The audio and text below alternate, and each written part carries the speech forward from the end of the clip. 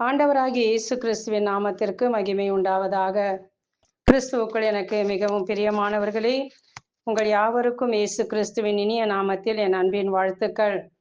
இந்த நாளிலும் நாம் தியானிக்க தெரிந்து கொண்ட வேத வசனம் திருவெளிப்பாட்டு ஆகமம் 3ஆம் அதிகாரம் 1 வசனம். நீ பெயரளவில் தான் உயிரோடு இருக்கிறாய், உண்மையில் இறந்து விட்டாய்.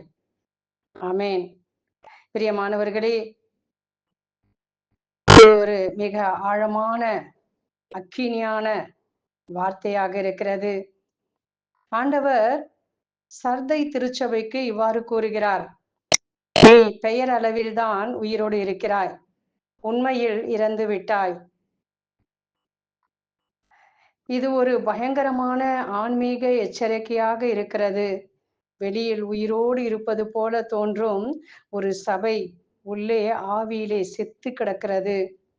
பெயரளவில் உயிரோடு இருக்கிறாய், அதாவது வெளியில் பார்க்கும் பொழுது அந்த மனிதன் ஆவியினாலே நிறைந்தவர் போல தெரிகிறார்.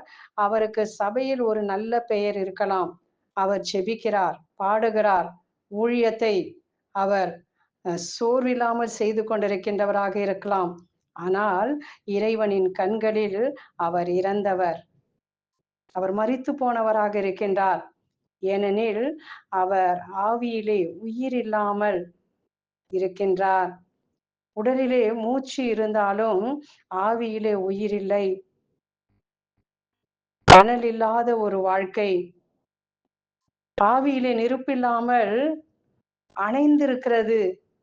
உள்ளே ஒரு குளிர்ந்த மரண நிலை. அதுதான் ஆண்டவர் கூறுகிறார், பெயரளவில் தான் நீ உயிரோடு இருக்கிறாய். பிரியமானவர்களே, இந்த ஒரு வார்த்தை ஒரு சபைக்கு மட்டுமல்ல, இன்றைய கிறிஸ்தவர்களுக்காக செய்தியாக ஆண்டவர் கொடுக்கின்றவராக இருக்கின்றார்.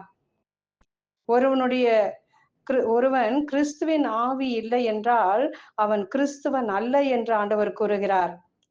இன்று அநேக கிறிஸ்தவர்கள் ஆவியிலே இறந்து கிடக்கிறவர்களாக இருக்கின்றார்கள். அதாவது அவர்கள் வெளியில் தேவனை சேவிக்கிறவர்களாக தோன்றினாலும் உள்ளத்திலே பரிசுத்த ஆவியானவருடைய அந்த வல்லமை இல்லாத ஒரு நிலை, உயிரோட்டம் இல்லாத நிலை, ஆவியானவருடைய வழிநடத்துதல் இல்லாத ஒரு நிலை. அவர்கள் ஒரு காலத்தில் ஜெபத்திலே நெருப்பாக இருந்திருக்கலாம், ஆனால் அந்த நெருப்பு சாம்பலாகிவிட்டது. வெளியில் சபையின் செயல், வழிபாடு, பாடல்கள் இருக்கலாம், ஆனால் ஆவியின் குரல் இல்லை. தேவனோடு கூட ஒரு நெருங்கிய வாழ்வு இல்லாத ஒரு நிலையை நாம் பார்க்கின்றோம். பிரியமானவர்களே, நம்மையே நாம் ஆய்ந்து பார்ப்போம். இந்நிலை ஏற்படுவதற்கு என்ன காரணம்? நாம் சோதித்து பார்ப்போம்.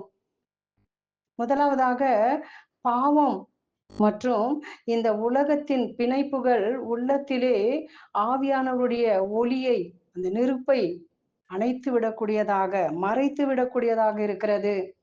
இரண்டாவதாக, ஜெபமற்ற ஒரு வாழ்க்கை. இன்றைக்கு கிறிஸ்தவர்கள் என்று சொல்லுகிறோம், ஆனால் எவ்வளவு மணி நேரம் நாம் ஜெபிக்கின்றோம்? எத்தனை மணி நேரம் ஆண்டவருடைய சமூகத்திலே நாம் அமர்ந்திருக்கின்றோம்?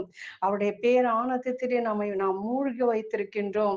நம்முடைய ஆத்துமா தேவனுடைய சமூகத்திலே, ஜெபத்திலே நிறைந்திருக்கிறதா, அவருடைய பிரசன்னத்திலே நிறைந்திருக்கிறதா என்பதை நாம் சோதித்து பார்ப்போம். தேவனோடு உரையாடல் இல்லாத போது நம்முடைய ஆவி மெல்ல மெல்ல மந்தமாகி விடுகிறது. பிரியமானவர்களே, மூன்றாவதாக பார்க்கும் பொழுது பரிசுத்த ஆவியானவரை துக்கப்படுத்துகிற ஒரு நிலை. அவருடைய கட்டளைகளை மீறி சுயமாக நடக்கும் பொழுது அதனால் ஒருவர் உயிரோடு இருப்பது போல வெளியிலே தோன்றினாலும் உண்மையிலே அவர் ஆவியின் மரண நிலையிலே இருக்கின்றார். ஆனால் நம்பிக்கை இருக்கின்றது. ஆவியானவர் கூறுகின்றார், இன்று நம்மோடு பேசுகிறார்.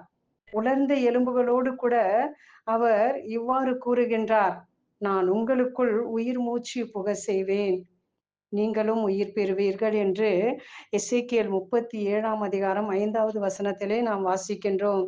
பிரியமானவர்களே, வெளிப்படையான மதம்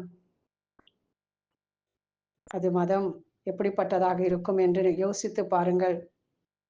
வெளிப்படையான மதம் அது உயிர் அல்ல. ஆவியானவர் உயிர் மூச்சுதான் உண்மையான வாழ்வை கொடுக்கக்கூடியதாக இருக்கிறது. ஆவியானவருடைய வல்லமை நமக்கு, அவருடைய வல்லமையினாலே நாம் உயிர் பெற்று எழக்கூடிய ஒரு வாழ்வை பெற்றுக் கொள்கிறவர்களாக இருக்கின்றோம்.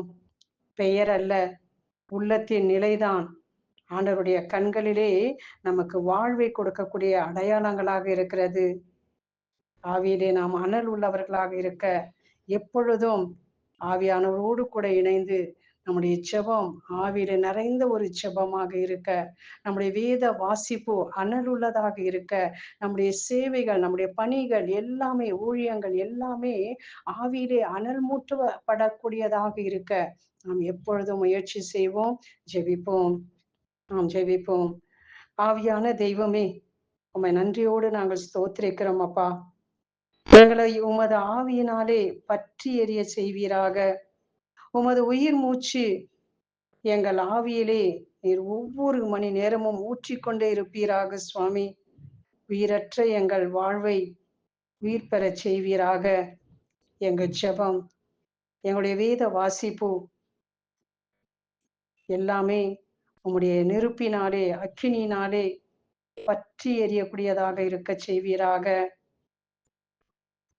நாங்கள் எப்பொழுதும் உமக்காக வாழ, உமது அக்கினியினாலே பற்றி எரிய செய்ய, பற்றி எரிகின்ற ஒரு வாழ்வை வாழ உமது அன்பின் ஜுவாலையாக எங்களை மாற்றுவீராக தகப்பனே. உமது ஆவியானவர் எங்களுக்குள் கொழுந்து விட்டு எரிய செய்வீராக. உமது ஆவியினாலே நாங்கள் எப்பொழுதும் பற்றி எரிகின்றவர்களாக, ஆவியில நிறைந்து உம்மை துதிக்கிறவர்களாக இருக்க, ஆவியில நிறைந்து உமது பணிகளை செய்கிறவர்களாக இருக்க எங்களை நீர் உருமாற்ற வேண்டுமாய் ஒப்பு கொடுக்கிறோம் தகப்பனே. தொடர்ந்து எங்களை ஆசிர்வதிப்பீராக. எல்லா துதியும் கனமும் மகிமையும் மாட்சிமையும் வல்லமையும் ஞானமும் ஒருவருக்கே உண்டாவதாக. இயேசு கிறிஸ்துவின் மூலமாய் ஜெபிக்கிறோம் எங்கள் நல்ல பிதாவே. ஆமேன்.